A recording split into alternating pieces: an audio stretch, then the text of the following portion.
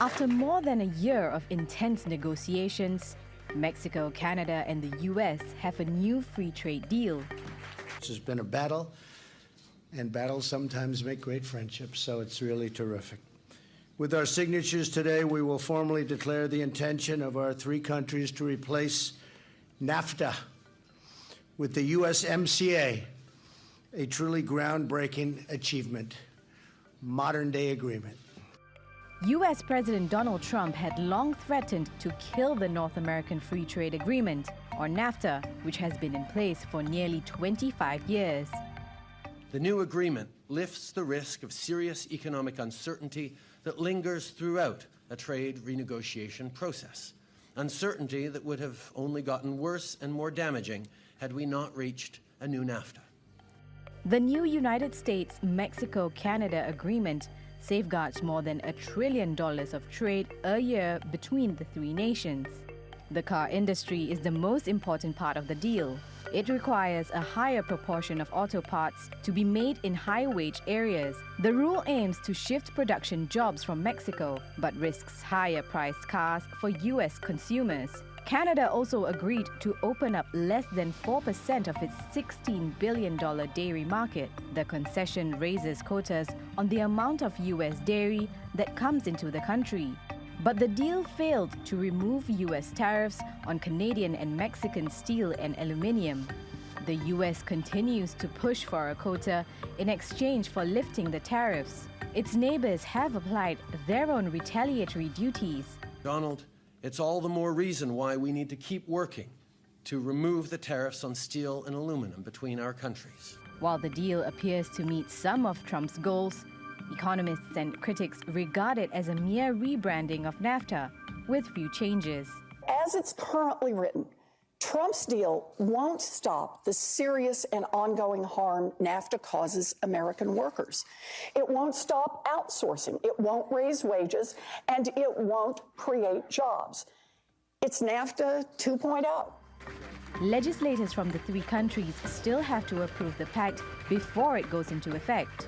While Trump accomplished his goal of getting Mexico and Canada to rework NAFTA, it seems he might now face a bigger foe, his own Congress. Laila Humairah, TRT World.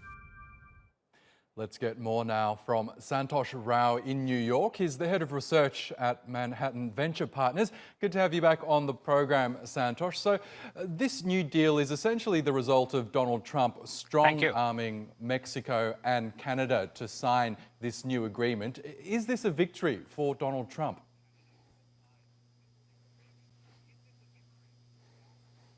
Absolutely. It is a very good victory. He had promised that on his campaign trails, and he got that. And I think either one, either Hillary Clinton or Trump, both of them would have addressed the NAFTA issue. There were major problems. I mean, we saw that, and I think they addressed that. The biggest one was the labor arbitrage. I mean, Mexico is much cheaper in every respect to make, so all the companies were going there, making it, and bringing it back here. So I think that this thing addresses more than just that.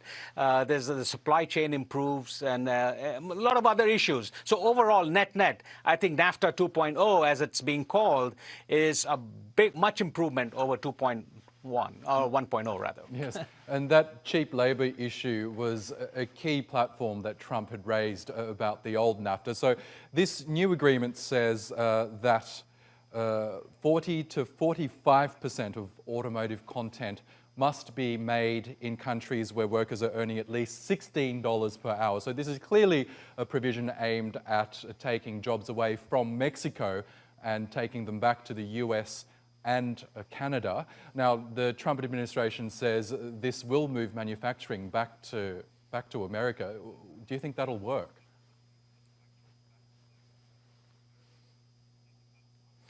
Yeah, I think it's much better. I mean, the cost right now, it's about $22 per hour in the U.S. So this will be $16. So it's still lower than what U.S. would have wanted, but I think they couldn't get everything. This is a good compromise.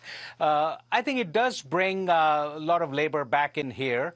I think Mexico also, I think their labor unions would love their wages to go up as well. So I think $16 will stick in terms of labor. So I think overall, I think it's good for the auto industry. It's healthy. It recognizes that something needed to be done. The status quo just wasn't working.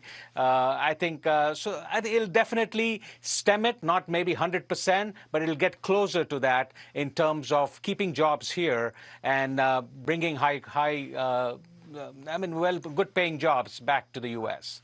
We know that the official signing doesn't necessarily mean that it'll be implemented in each of those three countries. The individual parliaments now have to agree to ratify it. Apparently, the legislation will breeze through Mexico and Canada, but it could face opposition in the US. We heard there from a Democratic senator who said it was basically like the old NAFTA rebadged. Do you think it might be killed in the US Congress?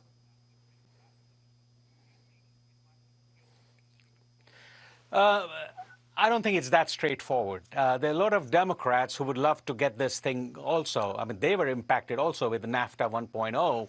So I think it's not a clear-cut thing that it will be rejected.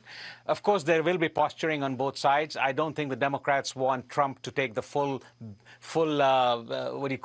credit for the upgrade. But I think in the end, with good give and take, I think there is enough for both parties to agree upon. So I think if I had to take a bet right now, I would say it will pass with a lot of pulling and tucking along. But it's in the best interest of both parties to kind of get this thing through. I don't think you can get this close with all the three countries agreeing to signing any new agreement. Plus, it also brings the whole NAFTA, the trade agreement into the digital age that we are in. So it definitely needed a lot of work. They've spent a lot of time, close to 2 years, I think, just kind of get this thing going. So I don't think it can be dismantled so easily. It's in the best interest of both parties, and they will come around in the end, as they always do. And before we let you go, Santosh, we know Canada hasn't been happy with this agreement, but they are hoping that now that they're on board, it might encourage Donald Trump to lift steel and aluminium tariffs against Canada. Do you think Donald Trump will agree to do that?